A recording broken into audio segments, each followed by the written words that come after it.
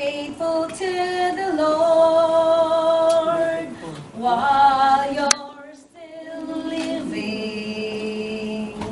Offer yourselves to Christ, a living sacrifice. No greater love is there to give. That is your love to share, to win more souls to Christ through suffering and pain. Be faithful to the Lord while you're still living. What is your greatest time to be used in this world? No greater love is there to give. That is your love to share, to win more souls to Christ through suffering in pain. Be faithful always to the Lord, even you are in the Philippines. Happy birthday. Okay, Sister Catherine, ito yung aking nagmamahon sa iyo. Sa 2 Corinthians chapter 2 verse 15, nang sabi ng salita ng Diyos, ngunit salamat sa Diyos at lagi niya tayong isinasama sa parada ng tagumpay ni Kristo dahil sa ating pagkikipag-isa sa Kanya. At sa mamamagitan natin ay pinalalaganap ng Diyos ang mabangong halimuya, ang pagkakilala kay Kristo. Tayo'y tulad ng mabangong sanyo ng insenso na sinusunog ni Kristo para sa Diyos. At nalalagap nito ang mga nililigtas at ng mga napapahamak. Hallelujah. So, Sister Catherine, hindi ka uuwi dahil nabigo ka. Ako naniniwala, uuwi ka dahil may purpose ang Panginoon. Sigit sa lahat, ikaw ay pinagpala at masasabi kong ikaw ay nagtagumpay. Sabi nga ng salita ng Diyos. So, paniwalaan mo at tataglayin mo ang tagumpay ni Kristo. Sabi nga niya ng 14 ay isinasama niya tayo ni Kristo sa parada ng tagumpay ni Kristo. So ako'y naniniwala sa iyong testimony, sa buong pamilya mo ay tila wala nang kulang. Pero masasabi ko ay napakasarap ang isang pamilyang naglilingkod sa Diyos.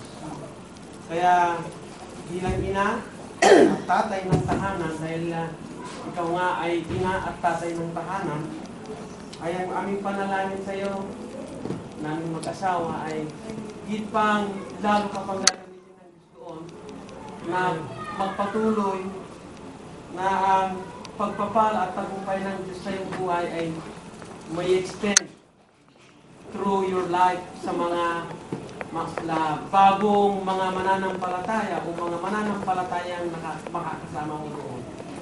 So, sabi nga, ay ang pagiging anak ng Diyos ay walang kalugian. Ito yung lagi mong tatandaan.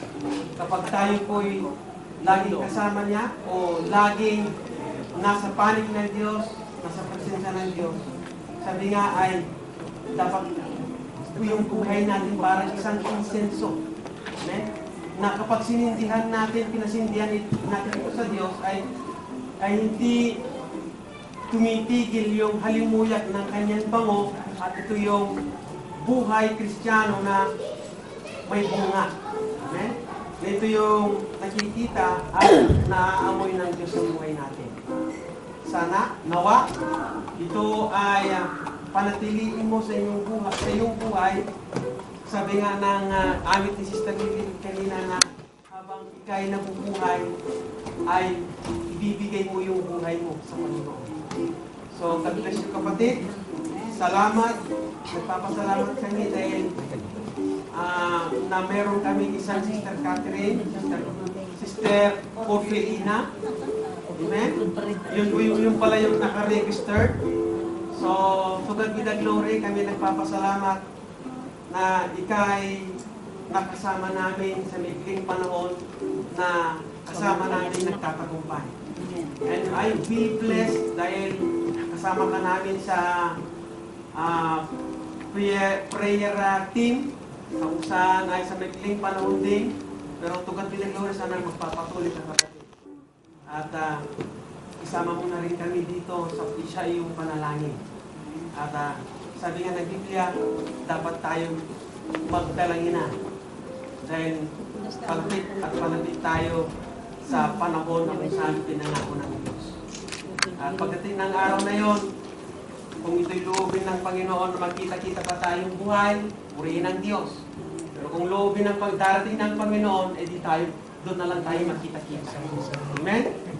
Tayo lang po ay transfer lamang po ng Diyos. So, to God be the glory, pagpalain ka ng Diyos. Pag-alis mo sa market. Praise God, hallelujah.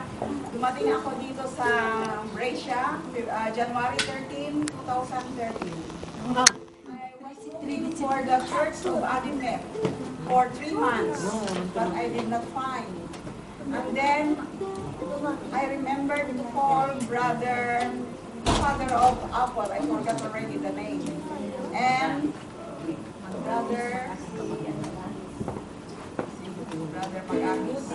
Goody, yes. And he gave the number of Sister Jean. That's why when I got the number of Sister Jean, I called her up and I asked her, where is our church, Adimep? Because I belong to Adimep Milan, I said to her. And then she said, in front of Stazioni, you can find a Jolly Hotel there. And then I was in the Stazioni, I'm looking for the Jolly Hotel, I cannot find. And then, iikot ka, sabi niya gano'n. And then I found it, where the children of God are. Salamat sa inyong mga kapatid na naging sa 3 taon na pag-stay ko dito sa Brescia, pinakita ninyo na kayo ay mga kapatid ko kay Kristo. Ups and downs, I believe na blessed tayong lahat.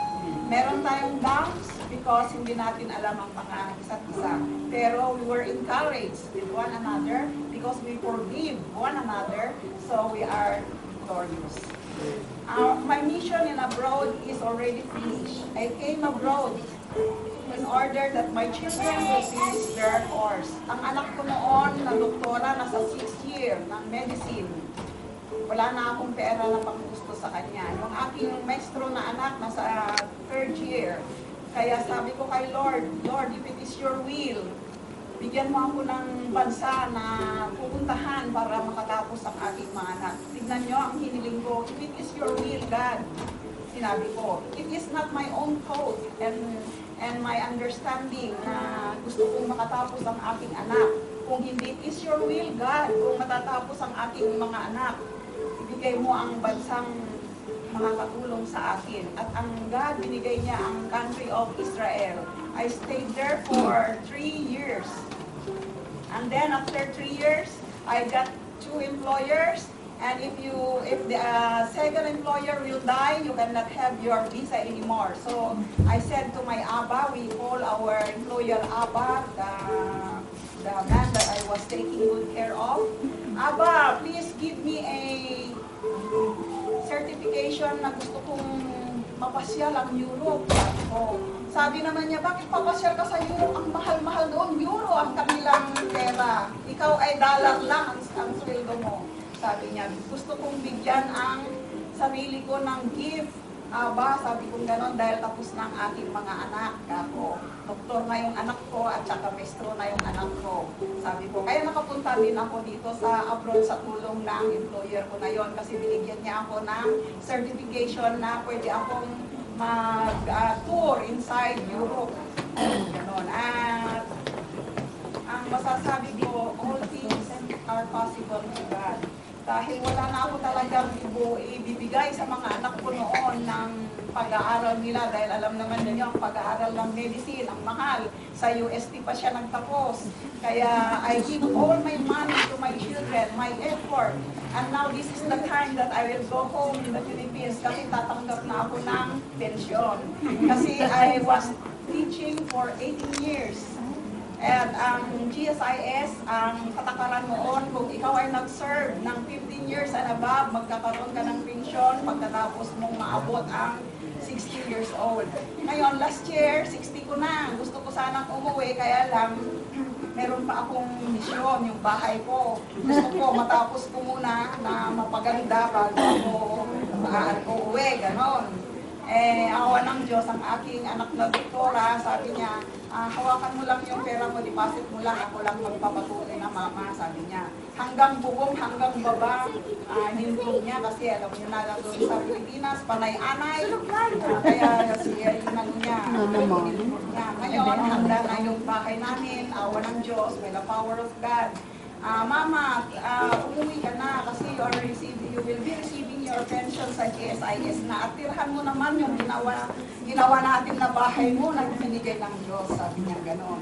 Kaya it is time for me now to go home para makapiling ko naman ang aking mga anak na for 13 years in abroad na nawala ako sa kanila at sila naman ay magre-repeat daw ng respect sa akin.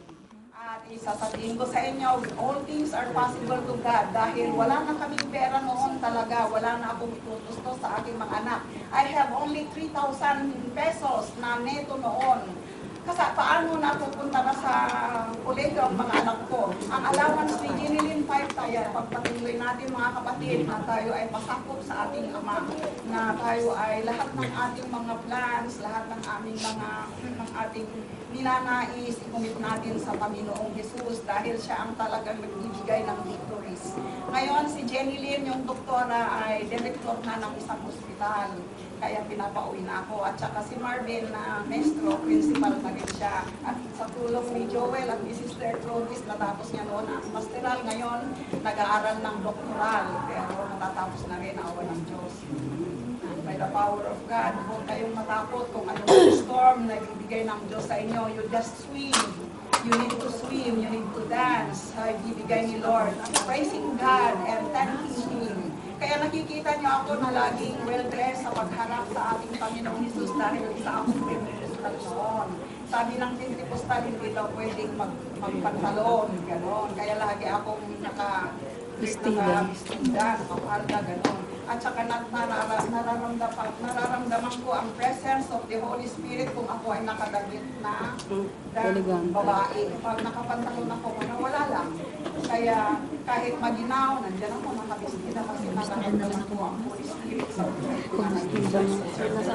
Ganon ang mag-praise and worship, mga kapatid. Kung intindihin yung katabi mo, just praising Him and thanking Him for all the good things that He had done and the bad things. But the bad things na victorious mo yun. You are more than conquerors. Sa bad na nangyari na yun. And we need to forgive one another and to love one another kahit na merong mga nangyayari na mga hindi pagkakaintindihan. You need to forgive your brothers or sisters and love her because yun lang ang pananaw niya. Ipanalangin ninyo na ang Diyos ay bigyan siya ng wisdom na yung mga words of God ay papasok sa kanyang puso at kaisipan at i-practice niya ang mga napag-aaralan niya dito sa church. Kaya tignan ninyo by the power of God dahil sa prayers ko at saka devotion ko na maging matuwid, gusto ko maging banal. Tignan nyo ang progress ng mga anak ko. Nagpaaral pa kami ng hindi namin kaano-ano na bata ng 4 years, natapos niya ang secondary Bachelor of Science in Secondary Education. 4 years yun. Pinag-aral namin, awa ng Diyos, napatapos namin. Nung nakapasa na, umalis na sa amin. Pero nung nakapasa siya, yun, umangat si Jerilyn, naging director ng hospital. Umangat si Marvin, naging principal ng Department of Education. Praise the Lord. Kaya ang masasabi ko lang sa inyo, give generously. Huwag mong yung binigay ng kanan, huwag mo nang sabihin doon sa kaliwa. Huwag mong ipamalita. Pero pag building once another, pag binibuild mo yung once another, you need to tell the story. Kagaya ng pinag-aral namin, sinasabi ko ito dahil generous, hindi kami nag-murmur ng pagbibigay ng allowance niya, ng pagbibigay ng ibili niya ng load niya sa telepono. Hindi kami nag-murmuring. Sige, bigay lang kami ng bigay. Tignan niyo ang pagpapala ng Diyos. Direktor ng hospital, si Jenny Lynn, principal, si Martin. That is my honor because of the power of God. Amen. Hallelujah. Kaya yun ang magandang pero by the power of God, nakatapos ako.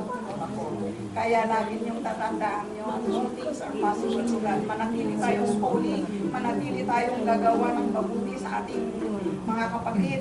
Kung meron tayong pagkakasala, we need to forgive at once. Huwag niyo nang hintayin ng maraming lalubog yung araw. You need to forgive your sister kasi anak ng Diyos yan. At ang unawain niyo, yun lang ang pagkaintindi niya, i-bring nyo na maging malawak ang kanyang wisdom na maintindihan niya ang life. Ganon. Ako ay worshiper lang, hindi na ako nagpagamit ng iba. Natapos ko ang EE, natapos ko ang cell group study, natapos ko ang leadership sa Milan. Pero hindi na ako nagpagamit dito dahil gusto ko mag-worship kay God. Ako dahil sa God, dahil sa good things na ginawa niya sa buhay namin, na despite of 3,000 na monthly salary ko, by the power of God, natapos ang aking mga anak. At yun lang ang aking may bibigay sa inyo. All things are possible. Thank you very much. Style yun, wala ng candle, Sister Catherine. Kalimutan ng candle.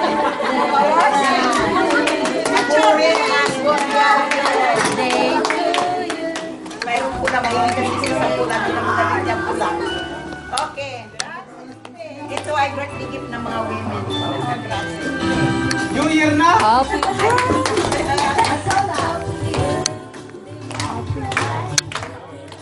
Day to you.